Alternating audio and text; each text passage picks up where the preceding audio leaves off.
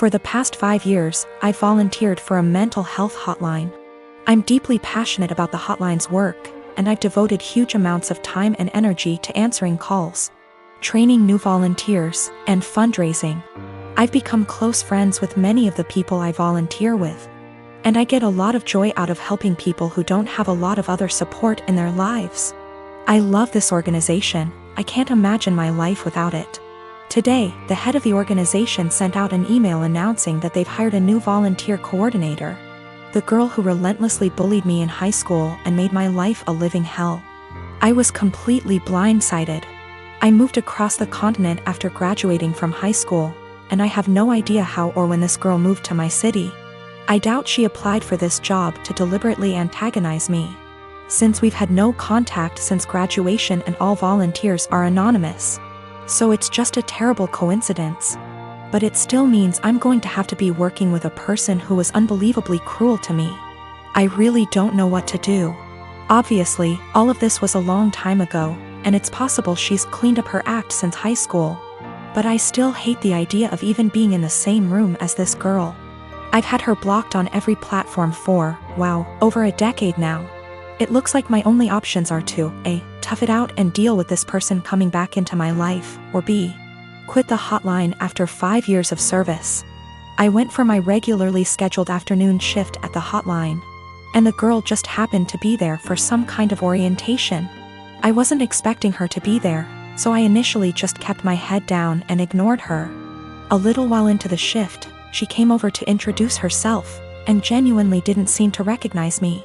I've cut my hair and gotten glasses since high school, so that could have been it. It was a very brief interaction, and I didn't say anything to her in return, just nodded and smiled.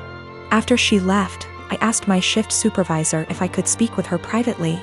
I followed some of the advice here, just letting her know that I have a history with this person and I'm not comfortable working with her directly.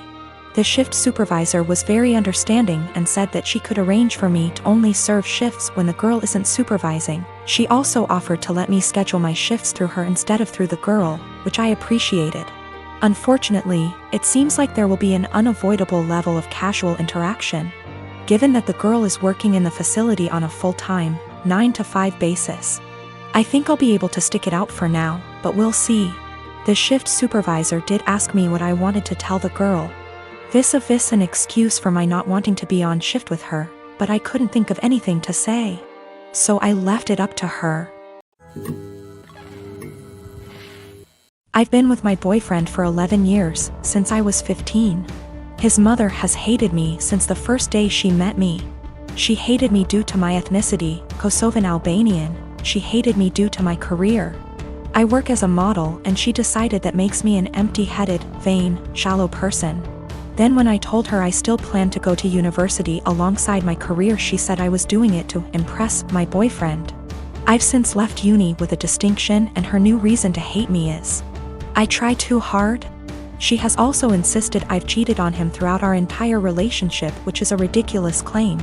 I've never even kissed another man in my whole life. I have zero desire to cheat and never will. Late last year, she attempted to void the insurance on my boyfriend's motorbikes. She tried to do this under my name, so hypothetically, when he was arrested for riding with no insurance and called his insurance company, I'd get the blame. After this happened, my boyfriend and I agreed to cut her out, however it hasn't stuck. She left my boyfriend alone and respected his wishes for NC, but she's continued to contact and harass me. This leads to the last few weeks. My boyfriend works as a motorcycle test rider, and he got in an awful motorbike crash while working. As such, I now need to care for him. I'm okay with that, and I'm focusing on seeing it as an opportunity for us to get closer. It's been nice, honestly. However, his mother has been awful to me. She's called me litany of terms. From things as tame as stupid to things as awful as a nasty Serbian half-breed. I'm not Serbian, and she's well aware that calling a Kosovan a Serb is offensive. I tried to block her, so she started making new iMessage accounts and began to continuously harass me via those accounts. Then came Friday night. The police turned up at our door. I was pretty confused and was quickly told they were there to do a welfare check as they'd received multiple claims of horrific abuse I was apparently putting my poor boyfriend under. Obviously, they quickly discovered he was fine, albeit grumpy, and they left. I know for a fact it was his mother. Some of the details the police mentioned made that obvious. I'm now at a point where I've realized I literally cannot do this. I'm going to press charges against her for the insurance and harassment. It's a crime in the UK. And I'm likely going to sue her for damages. For the sake of my mental health, I need to do this. I don't want to be a victim, and she needs to be forced to stop. I have mentioned my intentions to her if she doesn't back off, and she's pretty much mocking me and saying I won't. I absolutely will. I just feel like this morally may make me an awful person. She sucks, I know this. However, she's old and miserable enough as is, and I feel like doing this may ruin whatever small amount of life she has left. It feels like it may be too far. I really don't know though, and I genuinely cannot be objective here. I'm 23. I've known I was adopted all along. For whatever reason, I became obsessed with learning more about my birth parents at age 13. I was told all my life that my parents met both of my birth parents before I was officially adopted. My mom was white from South America and my dad was white from Italy. They specified these two locations to explain why I had tan skin. As I was growing up, certain things about my physical makeup made me more curious about my birth parents. My hair was kept short as a kid, but as a teen I wanted to experiment. I grew it out and it grew out curly. Big curls, but still curly. This upset my parents, so they asked that I not grow it out. When I moved away for college, I began to let it grow again.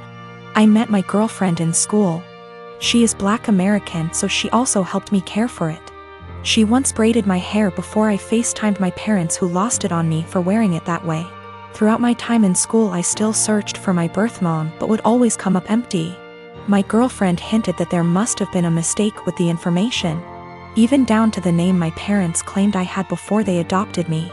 She gifted me a DNA kit on my birthday that I didn't get around to until the lockdown hit. I didn't think anything would come of it because my parents weren't American, so I didn't know if it would work that way. So I sent it out of boredom and got my results weeks later, which have changed everything. I'm Black and Middle Eastern. I have light skin and my curl pattern is so loose that I hadn't considered it a sign before. I have ancestral ties to Iran, which can explain a more European facial structure. I'm sorry for my wording, I'm still learning. I sent my GF a screenshot and she called me right away. We were both stunned, though she long suspected. I tried to believe that my parents were innocently misinformed, but my girlfriend kept pointing out the inconsistencies. My parents claimed to have met my birth parents, therefore they couldn't have mistaken them for white. I confronted my parents, who became enraged at me for doing a DNA kit. I was very angry, yelling, swearing. They robbed me of my identity and hindered my search with their lies. My mom told me through tears that my racial background comes with a stigma that I passed, so she wanted me to have an easier life fitting in. My dad yelled at me that I had to abandon what I just learned.